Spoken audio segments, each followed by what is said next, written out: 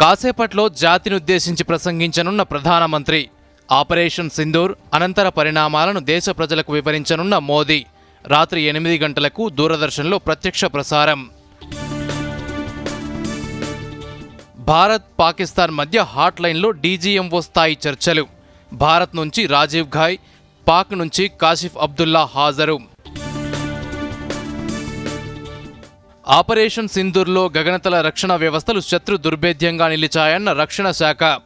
పాక్ అత్యాధునిక క్షిపణి వ్యవస్థను సమర్థంగా తిప్పికొట్టామన్న సైనికాధికారులు.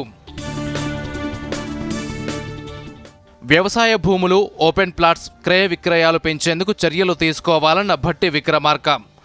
గిరిజన ప్రాంతాల్లో సొసైటీల ద్వారానే ఇసుక అమ్మకాలు జరపాలని ఆదేశం. త్వరలో 2000కు పైగా నర్సింగ్ స్టాఫ్ పోస్టులు భర్తీ. గ్రామీణ యువతకు వైద్య రంగంలో అవకాశాలు పెంపొందించడమే లక్ష్యమన్న రాజనరసింహ. సమాచార శాఖలో 4 కమిషనర్ల నియామకం. శ్రీనివాసరావు, అయోధ్యరెడ్డి, పర్వీన్, దేశాల భూపాల్కు బాధ్యతలు. ఉత్తర్వులు జారీ చేసిన సిఎస్ రామకృష్ణారావు. టెస్ట్ క్రికెట్కు వీడ్కోలు పలికిన విరాట్ కోహ్లీ.